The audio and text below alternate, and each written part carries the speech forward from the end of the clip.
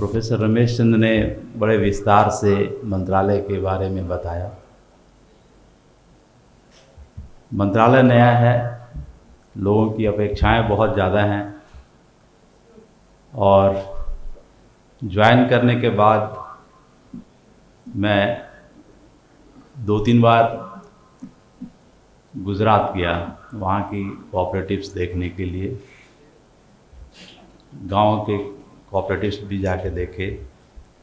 उसके बाद मैं महाराष्ट्र गया, महाराष्ट्र में भी वहाँ की कोऑपरेटिव्स देखे। और मैं जहाँ जाता हूँ वहाँ के state cooperative bank, district cooperative bank, primary agriculture cooperative societies, सबसे मिल के समझने की कोशिश कर रहा हूँ। सरकार ने एक विज़न भी दिया है, प्रॉस्पेरिटी थ्रू कोऑपरेटिव्स,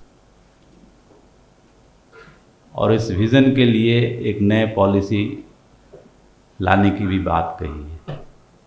उस पॉलिसी को लाने के लिए हम लोग अभी कंसल्टेशन प्रोसेस शुरू किए हैं और उसके लिए हम लोगों ने समस्त राज्यों से, समस्त यूनियन से, फेडरेशन से, सेंट्रल गवर्नमेंट की मिनिस्ट्रीज से विचार मांगे हैं। कुछ विचार हमें मिले हैं। इसके साथ साथ 2 चीज़ें हमें लगी। एक ये कि हमारा नज़रिया इसके प्रति डिफरेंट होना चाहिए, जो कि और भी वक्ताओं ने कहा, और हम लोग मानते हैं कि एक बिजनेस एंटिटी है। ये ग्रुप जब बनता है, कोई भी ग्रुप एक ख़ास मकसद से बनता है और उसका मकसद है कि हम प्रॉस्पर हों, हमारे इकोनॉमी, हमारा सिचुएशन इम्प्रूव करे। तो कुछ है एलिमेंट, वो एलिमेंट ये है कि हम कैसे अपने आप में सहयोग करके अपनी इकोनॉमिक कंडीशन को थोड़ा इम्प्रूव करें। और वो इम्प्रूवमेंट तभी पॉसिबल है जब हम बिजनेस के एस्टैब्लिश प्रिंसिपल्स हैं उसको अडॉप्ट करें। तो हम लोग इसको एक बिजनेस एंटिटी मानते हुए बिजनेस डेवलपमेंट ऑफ कोऑपरेटिव्स और कलेक्टिव्स कैसे कर सकते हैं, इसके लिए भी सुझाव मांगे। मैंने सारे आईएम्स को खत लिखा है कि क्या आप इसमें मदद कर सकते हैं।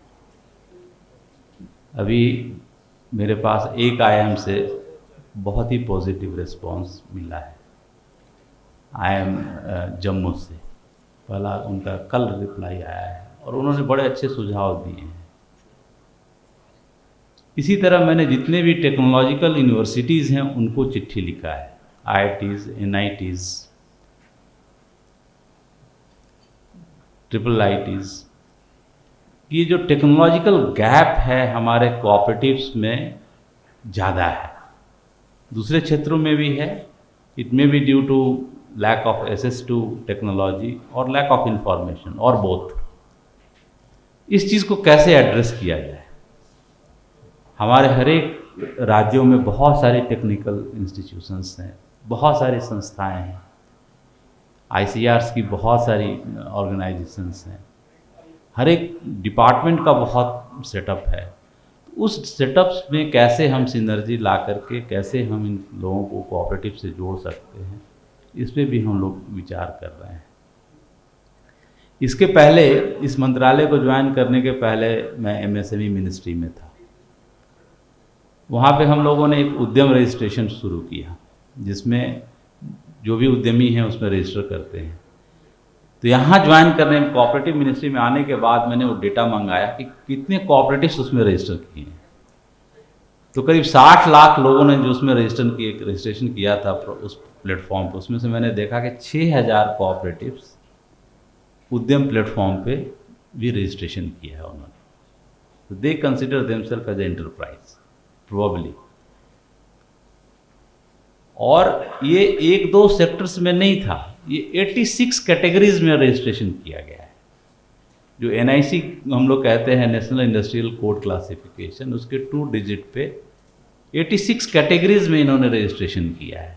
तो इससे ये पता चलता है कितना डाइवर्स नेचर है हमारे सेक्टर का, और उस डाइवर्सिटी को लेकर के हमारे पॉलिसी में उस चीज़ को इंक्लूड करके ही हमको आगे बढ़ने की आवश्यकता हम लोगों को महसूस हो रही है।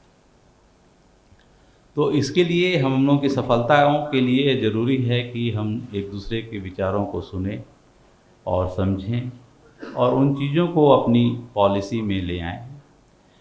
हम लोगों ने 3 चीज़ों पे सबसे पहले ध्यान देने की बात कही है। एक तो है कि जितने भी पैक्स हैं उनको डिजिटाइजेशन करेंगे, कंप्यूटराइजेशन करेंगे।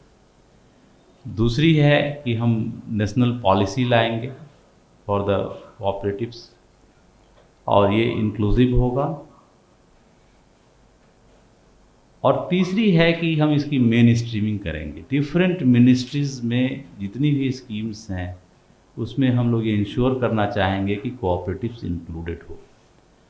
आज के दिन में बहुत से स्कीम्स ऐसी हो सकती हैं जिसमें कोऑपरेटिव्स एलिजिबल नहीं हो, तो अगर एलिजिबल नहीं है तो ये कॉन्शियस डिसीजन होना चाहिए कि कोऑपरेटिव्स आर नॉट इंक्लूडेड।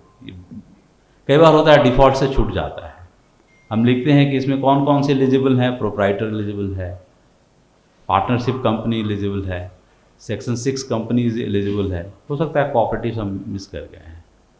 तो उस चीज़ को भी क्योंकि हम लोगों ने पाया कि बहुत सी मिनिस्ट्रीज़ में ये छूट गया है, उस चीज़ को हम लोग चाहेंगे कि वो इसमें इंक्लूडेड हो और इसकी मेन स्ट्रीमिंग हो। सब लोग सोचे कि हाँ, how they can be included in the better building of the economy, and we firmly believe that cooperative sector is going to contribute significantly in the $5 trillion economy।